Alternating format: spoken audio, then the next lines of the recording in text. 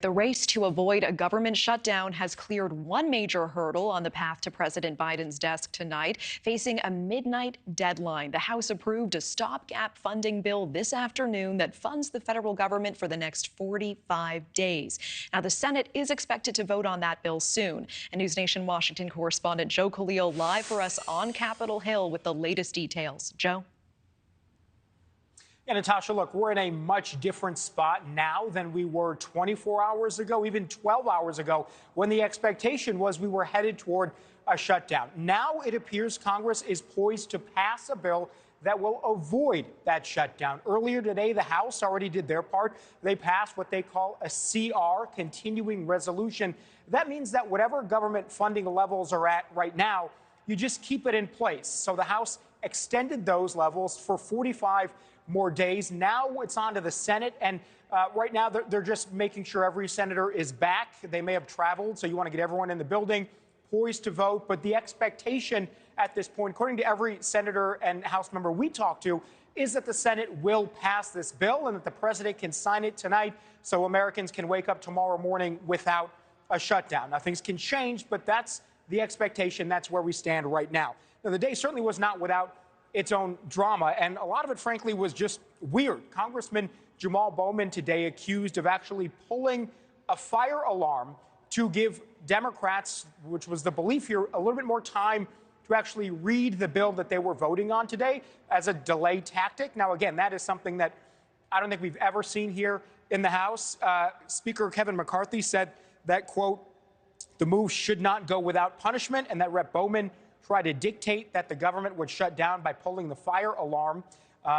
Bowman's office responded saying that the congressman didn't even realize he would trigger a building alarm and that he regrets any confusion. So that sort of distraction happening today. Now, that drama aside, we caught up with some House Democrats and some Senate Republicans a little while ago back on the shutdown. Now, Republicans say this was House Speaker Kevin McCarthy showing some strength, getting the job done. Democrats say the exact opposite. They say that it was Republicans bringing Congress to the brink of a shutdown until Speaker McCarthy finally relented and decided to work with Democrats.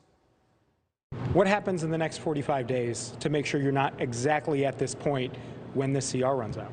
Well, I don't think that anybody believes they can bring us to the brink again the way that they have. Why? Why not? Well, I think that McCarthy can read the writing on the wall, which is it's a political catastrophe for the party that engineers a shutdown, and it clearly was coming from the Republicans. I think Speaker McCarthy has strengthened his hand by showing that he can govern. He listened to his members, he worked with them, he also worked with Republicans in the Senate and got the result. So how did we get here and where are we going now? Just yesterday, Republicans and Democrats were telling us they thought a shutdown was inevitable. Republicans were disagreeing amongst themselves about what should be going into these spending bills. There were fights about Ukraine funding, border security, spending levels more generally. Some of the more ardent conservatives, the House Freedom Caucus, even demanded that Speaker Kevin McCarthy not work with Democrats to pass something that was bipartisan. Some of them even threatened McCarthy, saying that if, in fact, he worked with Democrats, they would move to remove him from Speaker. So that's something today that Speaker McCarthy actually addressed when asked about it. And he didn't mince words. He was pretty direct and pointed, talking about this specific group of people within his own party who've been threatening him. Here's what he said. If somebody wants to make a motion against me, bring it. There has to be an adult in the room. I am going to govern with what is best for this country. I don't understand. More heated than Speaker McCarthy usually is. Now, one piece that was left out of all this was Ukraine funding. It is nowhere in this bill. We know that there's bipartisan support for it, so that's something we'll keep an eye on, Natasha, in the next 45 days to see if that, in fact, does end up passing. The White House asking for $24 billion for Ukraine. So we'll see how that goes. Yeah, we appreciate the breakdown. Joe Khalil live for us on Capitol Hill tonight. Thank you so much.